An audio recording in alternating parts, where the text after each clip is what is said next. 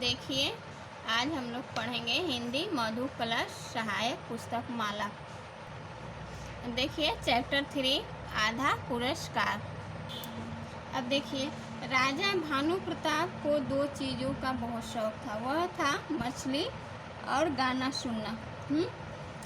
एक बार राज दरबार का गायक किसी बात से रूठ कर चला गया। उसी वर्ष गर्मी इतनी पड़ी कि राजमहल के आसपास के सब नदी, तालाब और झील आदि भी सब सूख गए। कुछ समय बाद राजा को भोजन में मछली मिलनी बंद हो गई। राजा ने सारे राज्य में ऐलान करवाया कि जो भी उनके लिए मछली लाएगा उसे मुँह मांगा पुरस्कार प्राप्त होगा। भानु प्रताप के राज्य में ही दूर समुद्र के किनारे एक गांव में कैलाश नाम का एक युवक रहता था। कैलाश बहुत बुद्धिमान था और प्रसन्न और मधुर गीत भी गाता था। राजा का ऐलान सुनकर वो बहुत खुश हुआ। देखिए, हाँ, एक भानु प्रताप राजा थे। उनको किस चीज़ का शौक था? मछली और गाना सुनना। तो उनके दरबार में एक गायक रहता था। वो किसी बात से रूठ कर चला गया था। तो क्या हुआ, उसी वर्ष मैंने इतनी गर्मी पड़ी कि राजमहल के आसपास के सभी नदी तालाब सूख गए हैं।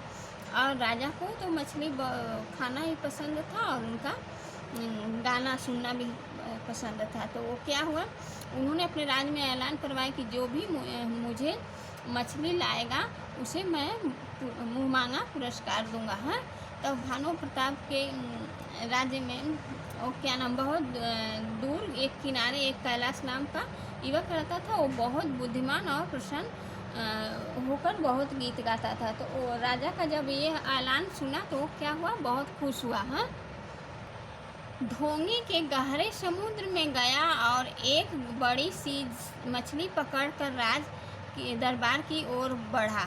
राज दरबार पर पहुंचते ही उसे पहरेदार ने रोका, परंतु प्रार्थना करने पर भी जब वह नहीं माना तो कैलाश लौटने लगा। तब वह पहरेदार ने उसे रोककर कहा, लौटते क्यों हो? पुरस्कार में से आधा मुझे देने का वादा करो तो अंदर प्रवेश करने दूंगा। तो क्या हुआ, जब वो कैलाश नाम का व्यक्ति वो क्या हुआ, वो गहरे समुद्र में से मछली पकड़ के लाया और राज दरबार में गया। तो क्या हुआ, और राज दरबार पर जो पहरेदार खड़े थे तो उसको अंदर नहीं जाने दे रहे थे। वो सोच रहे थे कि जो तुमको जब इतना मुँह मांगा रकम मिलेगा तो उसमें से आधा रकम हमको दे देना, ठीक है? कैलाश पहरेदार का लालच समझ गया और हाँ क्यों नहीं। तो उन्होंने क्या, वो लालच जान गया कि ये सब तो लालची है। तो उन्होंने कहा ठीक है, हाँ दे दूंगा, ठीक है। अब लौटना तो ही इसी द्वार से होगा, जो मिलेगा उसका आधा मैं दूंगा। तो कैलाश ने कहा ठीक है, मैं तो इसी द्वार से वापस आऊँगा, जो मिलेगा रकम वो हम आप लोगों को दे दूंगा, ठीक है। नगर में प्रवेश कर वह आगे बढ़ा। थोड़ी ही दूर जाकर उसने मिठाइयों से सजी हलवाई की दुकान देखी। जब वो नगर में थोड़ी दूर गया तो उसने क्या देखा, मिठाई की सजी हुई दुकान देखी। तो वह सोचने लगा, अगर लौटते समय सचमुच पुरस्कार मिला तो कुछ खाऊंगा। तो वो सोचा कि अगर मैं लौटूंगा तो मुझे इसमें से कुछ मिठाई मैं खा लूँगा, अभी सुगंध से ही मन भर लेता हूँ। तो वो मैंने सोचा कि अभी सुगंध, इसकी महक से ही मैं अपना मन भर लूँ, फिर उधर से आऊँगा तो मैं ये मिठाई खाऊँगा। कुछ पल बाद जैसे ही वो आगे बढ़ने लगा, हलवाई ने उसे पकड़ लिया। जाते कहाँ हो, पहले पैसे देते जाओ। कैलाश ने घबरा कर कहा, मैंने तो कुछ खाया ही नहीं, तो पैसे कैसे दूँ? तो हलवाई उसको जब कैलाश को पकड़ लिया तो बोला कि तुम तो पहले पैसे दो तब अंदर जाओ। तो बोला तो मैंने तो मिठाई खाया नहीं, तो कैसे हम पैसे दें? हलवाई ने दुष्टता से हंसकर कहा, सुगंध से ही आधा पेट भर जाता है, तुमने तो पूरी दुकान की मिठाइयों की सुगंध ले ली। तो क्या कहा कि सुगंध से ही पेट भर जाता है, तुमने तो ये दुकान की सारी मिठाई की तुमने तो सुगंध ले ली, तो तुम्हारा तो पेट भर गया, तो मुझे पैसा दो। कैलाश धूर्तता, हलवाई की धूर्तता समझ गया। मैंने कैलाश हलवाई की बेवकूफ़ी को समझ गया है। वह बोला, भाई राज दरबार पुरस्कार लेने जा रहा हूँ।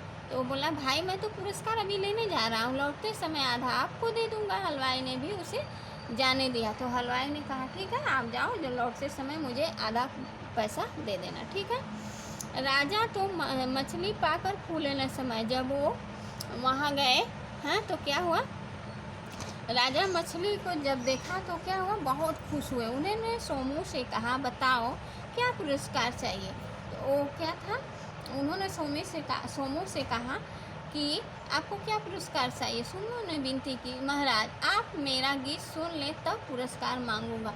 तो उन्होंने कहा ठीक है, मैं तो आपका मैंने वो मछली ला दिया, अब मेरा गीत भी सुन लीजिए तो मैं आपसे पुरस्कार मांगूंगा। कैलाश का मधुर गीत सुनकर तो राजा और भी प्रसन्न हो गए और कैलाश से दोगुना पुरस्कार मांगने को कहा। तो जब उन्होंने उसका कैलाश का मधुर गीत सुना तो बोले कि ठीक है, आप तो बहुत अच्छा मेरे लिए मछली भी ला दिए और गीत भी सुना दिए, तो आप मतलब जो पुरस्कार है उससे मैं दुगुना पुरस्कार दूंगा। कैलाश ने हाथ जोड़कर कहा, महाराज मछली लाने के लिए मुझे 100 कोड़े दे और गीत गाने के लिए मेरे हाथ पैर काट दिए जाएं। तो देखिए कैलाश की बात सुनकर सभी अचंभित हो गए। तो जो जब इन्होंने कहा कि मेरे गीत के लिए मैंने मछली के लिए 100 कोड़े और गीत के लिए मुझे हाथ पैर काट दिए जाए, तो जो दरबारी थे और जो उनके पहरेदार थे वो सब क्या हो गए, वो अचंभित हो गए हैं। तो उसे क्या समझ रहे, अरे ये तो पागल है क्या कि मैंने इतना जिद पड़ा है कि मैंने इतना इसको मांगा पुरस्कार मिल रहा है, क्या मांग रहा है। तो देखिए बहुत समझाने पर भी सोमू जिद पर अड़ा रहा। अंत में विवश होकर राजा ने संतरी को बुलाकर उसका पुरस्कार देने को कहा। तो उसमें लास्ट में राजा ने क्या किया कि उस संतरी को बुलाया और बोला इसका पुरस्कार दो। तभी कैलाश बोला, महाराज मेरे 2 साथी भी इस पुरस्कार में आधा आधा हिस्सा पाएंगे। तो जो पहरेदार थे तो वो क्या बोले कि मैंने तुम जब वहाँ से लौटना तो जो पुरस्कार मिलेगा तो आधा हमको दे देना, आधा अपना ले लेना। तो वहाँ पर कौन कौन मांगे थे पुरस्कार, एक मिठाई वाला और एक गेट वाला है। तो पहले उनका हिस्सा देने का मेरा वादा है। तो उन्होंने कहा, कैलाश ने कहा पहले आप उनको हिस्सा दे दीजिए, हाँ फिर मुझे बाद में दीजिएगा। इसलिए उन्हें बुलवाइए। तो वो बोले कि मेरे राज दरबारी को बुलवाइए हैं। तो क्या हुआ, पहरेदार और हलवाई दोनों पकड़ कर लाए गए हैं। वे रोते और गिड़गिड़ाते हुए राजा के पैरों पर गिरकर क्षमा मांगने लगे। क्या कि जब वो दोनों पकड़ के आए, राजा के पास आए, तो उन्होंने राजा से क्षमा मांगी कि राजा ने सारी बात सुनकर उन्हें कारागार में डलवा दिया और कैलाश की बुद्धिमानी से प्रसन्न होकर उसे अपना मंत्री बना लिया। अब देखिए इस कहानी से शिक्षा मिलती है कि मैंने हमको अपने से किसी को नीचा नहीं समझना चाहिए। देखिए क्या इस शिक्षा मिलती है कि हमको लालच कभी नहीं करना चाहिए, जितना में है उतना में ही रहना चाहिए। थैंक यू बच्चों।